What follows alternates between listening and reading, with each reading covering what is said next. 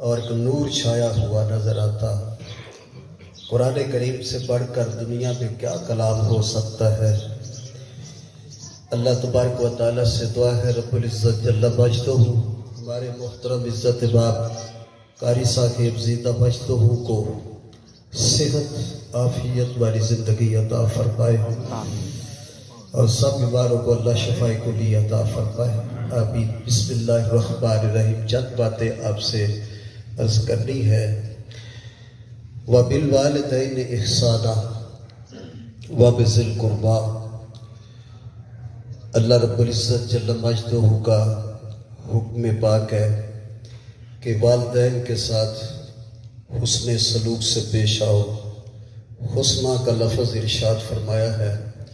حسنہ کے لفظ کے متعلق علماء فرماتے ہیں اس لیے فرمایا اس میں تمام عزتیں، تمام شرف، تمام حسن، یعنی پھولوں کا حسن، چمیلی کا حسن، گلاب کا حسن، فلفریا کا حکم، ہر چیز کا حسن جو ہے وہ اس میں جمع کر کے تو اس کو لفظ حسنہ بنایا، یعنی اچھا سلوک کرے۔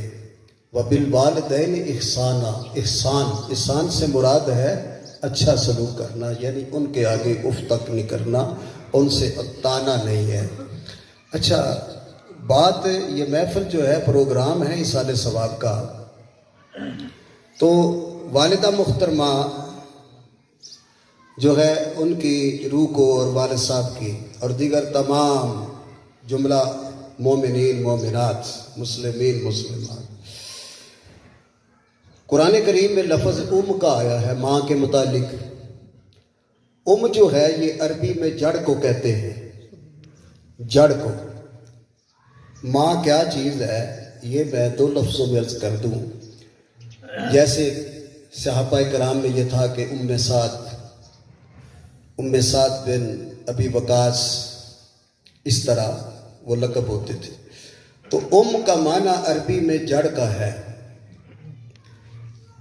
جو تنا ہے، جو شاخیں ہیں، یہ ثمر بار ہیں، برگ بار ہیں اور شاداب ہیں، سبز ہیں، تو پتہ چلتا ہے کہ نیچے جڑ زندہ ہے، جڑ سوکھی نہیں، جڑ مردہ نہیں ہوئی۔ درخت اور پتے اور شاخیں کب سوکھتی ہیں کہ جب جڑ سوکھ جاتی ہے۔ جب جڑ مردہ ہو جاتی ہے تو تنا جو ہے وہ شاداب نہیں ہوتا، ہرا نہیں ہوتا، وہ سوکھ جاتا ہے، اس کی شاخیں اور پتے بھی ختم ہو جاتے ہیں۔ تو معلوم ہوا کہ ماں مرا نہیں کرتی۔ ماں کو اللہ نے جتنا مقام عطا کر دیا ہے نا، کل نفس ذائقۃ الموت، ماں مرتی نہیں ہے۔ یہ لہلہاتا ہوا اس کا باغ، اس کے بیٹے، اس کے پوتے، دوتے دوتیاں، آگے کتنی لمبی چوڑی نسل، سارا جو ہے اس کے نیچے جڑ ہے۔ تو جڑ سرسبز شاداب ہو، زندہ ہو، تو پھر تنا اور جو ہے درخت پورا اپنے برگبار ہونے میں، ثمربار ہونے میں، وہ یہ بتا رہا ہے کہ میری نیچے جڑ زندہ ہے۔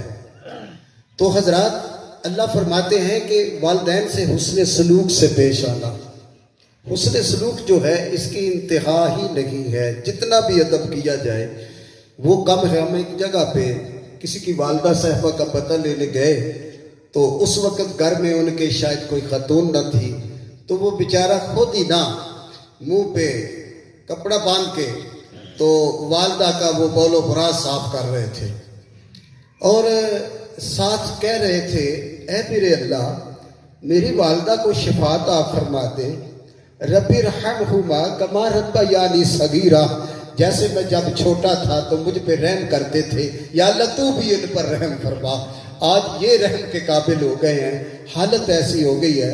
تو ہم میں سے نہ کسی نے پوچھا یہ ماشاءاللہ بڑی خدمت کر رہے ہو، اللہ تمہاری قبول کرے اور تمہاری بخشش کا یہ ذریعہ بنا دے، کیا تمہیں کبھی کراہت نہیں ہوئی ان کا بولو براز صاف کرتے ہوئے یا ان کے کپڑے دھوتے ہوئے، کبھی کراہت یا بدبو آئی ہو؟ تو اس نے بڑا پیارا جملہ کہا، وہ آپ کی سماعتوں کی نظر کرتا ہوں قاری صاحب، اس نے بہت ہی پیارا دل ہلا دینے والا جملہ کہا۔ اس نے کہا حضرت بات یہ ہے کہ جب یہ ہمارا بولو براز ہاتھوں سے صاف کرتی تھی نا تو ان کو بو نہیں آیا کرتی تھی، آج ہمیں بھی نہیں آنی چاہیے، آج ہمیں بھی تو نہیں نہ آنی چاہیے، جو آج ہمیں آئے تو پھر سمجھ لیں کہ یہ جو ہے نا یہ سلوک حسنہ نہیں ہے، یہ ویسے ہی کوئی مجبوری کے مارے بیچارہ کر رہا ہے۔ تو میں تو خوش ہوتا ہوں، میرے دل کی دنیا آباد ان کی خدمت سے ہے۔ تو والدین کی خدمت جو ہے یہ ہماری روحانی عروج کا ذریعہ ہے، دنیا میں بھی عروج ملتا ہے۔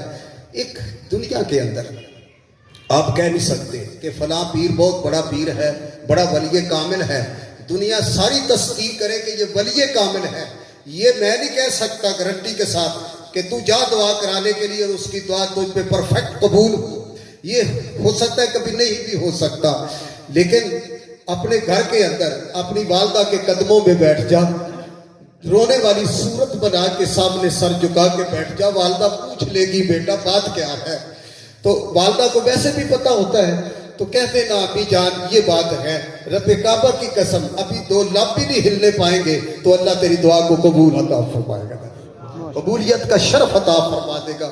یہاں قبولیت کی سندیں ہیں، ولی اللہ کے پاس چلے جائیں، دعا قبول ہو نہ ہو یہ گارنٹی سے کہا نہیں جا سکتا۔ اللہ رسول نے اس بات کی گارنٹی دی ہوئی ہے کہ والدین کی خدمت کریں تو دعا کے لیے کہنا بھی نہیں پڑے گا اور دعائیں بھی قبول ہوتی رہیں گی۔ اب ایسے ان سے کتنا عروج ملتا ہے ویسے کرتی۔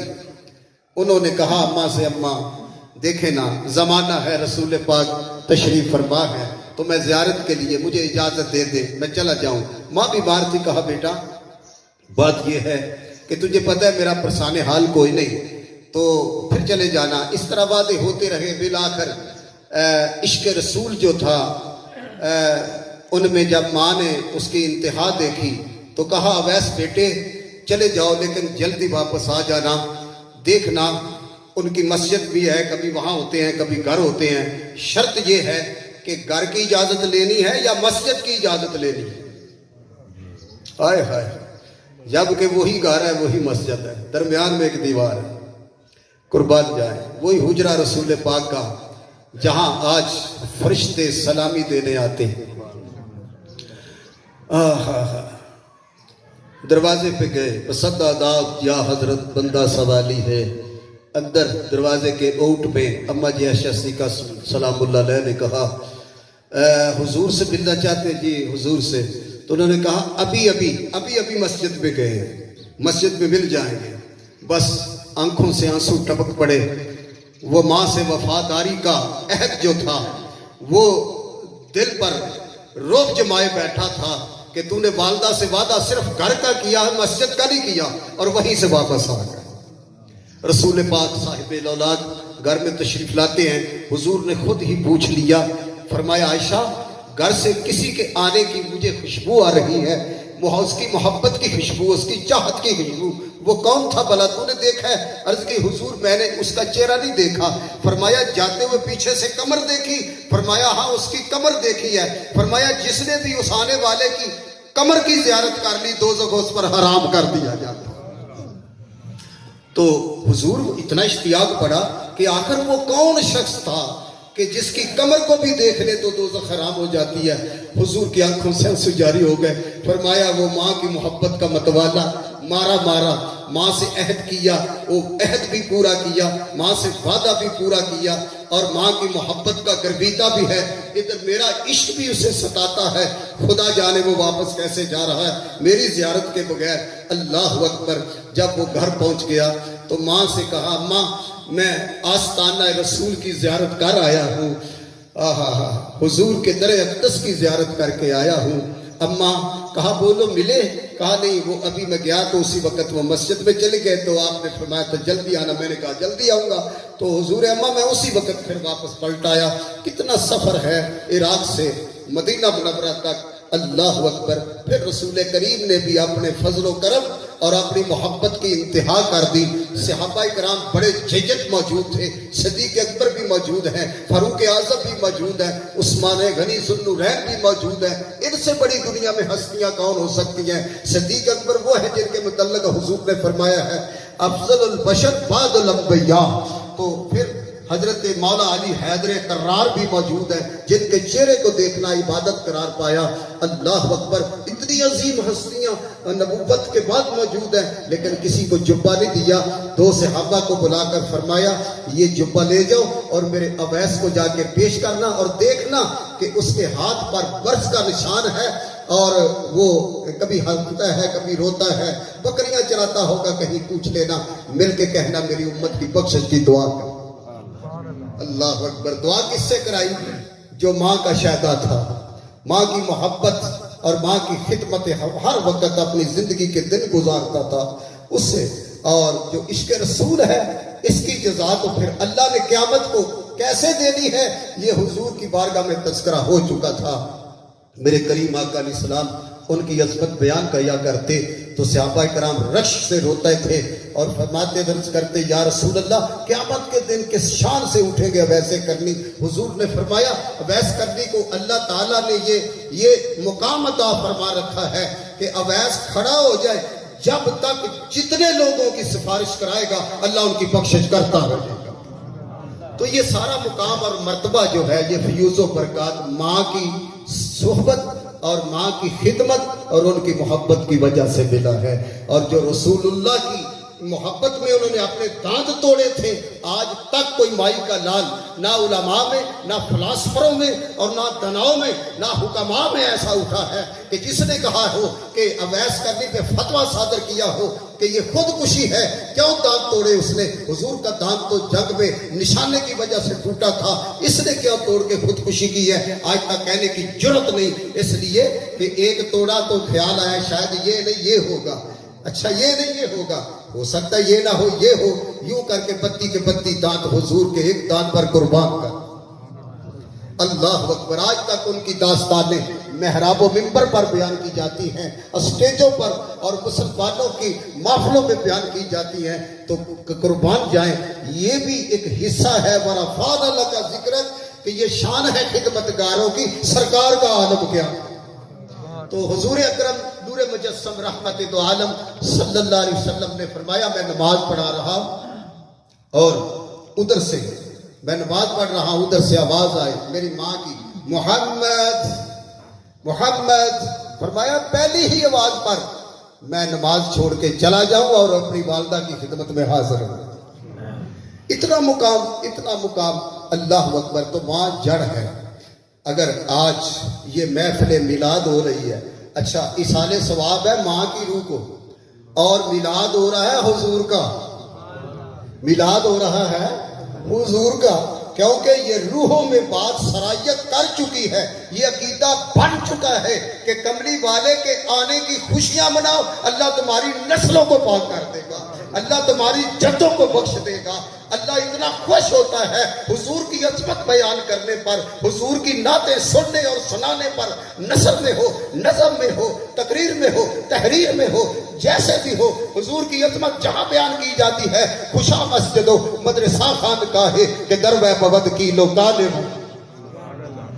اور تم تو لوگوں کی بات کرتے ہو کہ بخشش ہو جاتی ہے, نسلیں بخشی جاتی ہیں حضور کا میلاد کرنے پر. اقبال کہتا ہے بلکہ وہ جگہ ہی بڑی عرش عظیم کے قریب ہو جاتی, اتنی پیاری متبرک ہو جاتی ہے جہاں حضور کا ذکر ہوتا.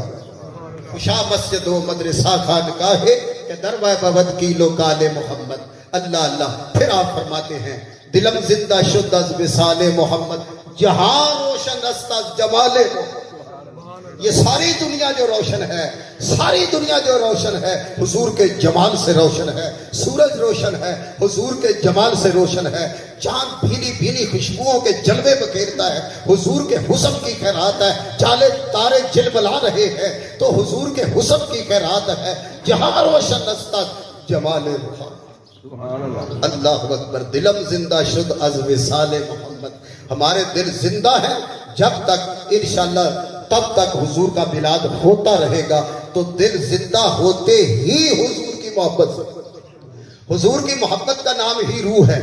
روح حضور کی محبت ہے, حضور کی محبت کا نام ہی روح ہے.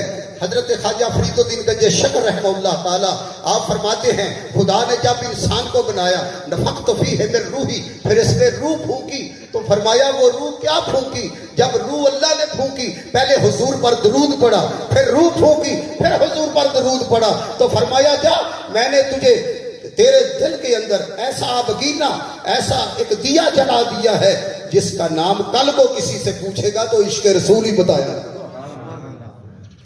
آتا ہے دنیا میں, کان میں اذان ہوتی ہے اور اسے اذان کی صورت میں کہا جاتا ہے مبارک ہو آنے والے, تو محمد الرسول اللہ کا غلام بن کے آیا ہے, تو حضور کا امتی بن کے آیا ہے. تو ہم یہ جو حضور کا میلاد منا رہے ہیں نا, یہ در حقیقت حضور اللہ کی بارگاہ میں ہم التجا کرتے ہیں, منگتے ہیں, بیکاری ہیں کہ یا اللہ حضور کے در اقدس اور ان کے نواسوں کا صدقہ ہم تجھ سے اپنے والدین تمام مسلمانوں کی بخشش کی بھیک مانگتے ہیں, اور اللہ تعالیٰ حضور کا وسیلہ کبھی بھی رد نہیں کرتے.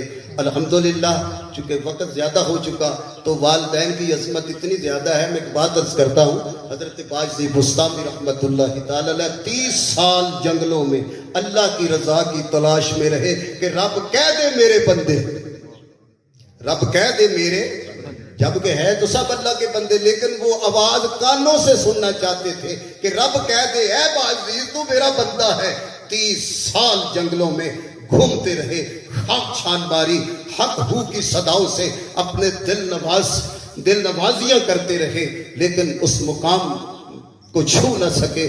بالآخر خیال رضا کی تلاش میں نکلنا چاہتا ہوں, تو ایسے کر کے مجھے رب کو سونپ دے, مجھے رب کو سونپ دے, بس مجھے رب کو سونپ دے, میں تیرا کوئی کام نہ کروں, رب کا کروں. اللہ, ایسی بھی منزلیں ہوتی. تو ایک ہی بیٹا تھا, وہ میں نے اپنے اللہ کو سونپ رکھا ہے, اب میرا کوئی بیٹا نہیں. یہ سن کر اس باجی بستامی کی چیخیں نکل گئی. آخر ماں تھی مامتا تڑپ گئی, بڑی گرتی پڑتی بوڑھی ہو چکی, نحیف کمزور. دروازے تک پہنچ کر دروازہ کھولا تو دیکھا کہ سامنے باجی بستامی وہ بھی اس عمر کو پہنچ رہے ہیں. تو آگے بڑھے, ماں کے قدموں پہ گر گئے اور ماں نے کہا بیٹا پھر آ جاؤ. آئے, ماں کو سلایا, ان کے ہاتھ پاؤں دبائے, تلیوں کو چوما اور ماں کو نیند آ گئی. کہیں خواب میں کہا تھا ماں نے کہ پانی. تو باجی بستامی چونکہ گھر کے واقف نہیں تھے, 30 سال سے گھر سے نکلے تھے, غائب تھے, تو پانی ادھر ادھر دیکھا کہیں نہیں ملا, باہر گئے جا کے پانی لے کر آئے. سردی کی رات تھی, شدید سردی, تو آپ ہاتھ پہ جام رکھ کے کھڑے رہے سرانے کہ اماں کس وقت پانی مانگے, اگر آواز دوں تو بے ادبی نہ ہو جائے, سو رہی ہے مار میں خلل نہ پڑ جائے. جب ماں کی آنکھ کھلی نا صبح تو دیکھا باجی بستامی کھڑے. کہا بیٹا کھڑے ہو, ابھی کھڑے ہو, کیا ہوا؟ کہا اماں رات کو آپ نے پانی مانگا تھا, میں اس وقت سے آپ کی خدمت میں حاضر ہوں. ماں خوش ہوئی, ماں نے پیالہ ہاتھ میں لیا, ایک گھونٹ پار کے نیچے رکھ دیا اور آسمان کی طرف آنکھیں اٹھا کر کو 2 لب ہلے تھے کہ باجی بستامی کی تقدیر بدل گئی. جو 30 سالوں کی عبادت اور ریاضت سے ان کو مقام نہ مل سکا, والدہ کے 2 لب ہلنے سے اللہ تعالیٰ نے اس کو مقام عرفہ تک پہنچا دیا. اور آواز آئی بستامی جا, میں نے آج تجھے اپنا بندہ بنا لیا ہے, میں تیرا اللہ ہوں, تو میرا بندہ. اللہ اکبر. ماں کا مقام جو ہے دوستو ہمارے بس کا روگ نہیں کوئی ہم بیان کر سکے. آخری بات ہے, حضرت عبداللہ بن مبارک نے رات کو خواب میں اپنے دوست جس کے ساتھ نماز پڑھنے جایا آیا کرتے دیکھا کہ اس کا چہرہ چمک رہا ہے, داڑھی بھی چمک رہی ہے, کمال کیفیت ہے. صبح ہوئی, اس کے گھر میں گئے, دروازے پہ دستک دی, وہ باہر نکلے, کہنے لگے یار کمال ہے, وہ رات کو جو میں نے جلوہ آپ کے چہرے پہ دیکھا تھا خواب میں اب نظر نہیں آتا, کیا وظیفہ کرتے ہو؟ وہ کہنے لگے روزانہ عشاء کی نماز پڑھ کے آ کے نا تو میں والدہ کے پاؤں دباتا تھا. میرے والدہ کو عادت تھی جب وہ پاؤں دباتا تو پھر وہ آرام سے سو جاتی تھی, تو میں پاؤں دباتا تھا. آج نا رات میں دیر سے آیا تو ماں سو چکی تھی. اب میں قدموں میں کھڑا تھا ہاتھ باندھ کے, میں سوچ رہا تھا کہ اے میری عقل, تو ہی بتا وہ نماز میں کیسے ادا کروں جو روز کرتا ہوں, یہ بھی ایک نماز. والدہ کی خدمت کیسے کروں, ناگا نہ ہو جائے. تو کیا کیا سنیں, آپ نیچے ہوئے, اپنی داڑھی سے اور اپنے رخسار ماں کے پاؤں کے تلووں سے لگا, چومے تلوے آہستہ سے کہ جاگ نہ جائے. تو کہنے لگے آج یہی مجھ سے عمل ہوا. تو وہ گلے لگ کے رونے لگے, کہنے لگے مبارک ہو تیرا عمل اللہ نے قبول کر. تو یہ نور جو ہونا ہے تو والدہ کی خدمت پہ معمور ہو. اللہ سے دعا ہے رب العزت جن کے زندہ ہیں ان کی خدمت غنیمت جانیں، اور جو نہیں ہیں ان کی قبروں پر جا کر محبت سے فاتحہ خانی کریں، اللہ سے معافی مانگیں. خدمت میں یا زندگی میں کوئی غلطی کوتاہی ہوئی تو اللہ تعالیٰ معاف فرمائے. ہماری دعا ہے کہ محمد سلیم صاحب محترم اور محمد جاوید صاحب ان کی والدہ محترم کو جنت الفردوس میں اعلیٰ مقام عطا. ہمارے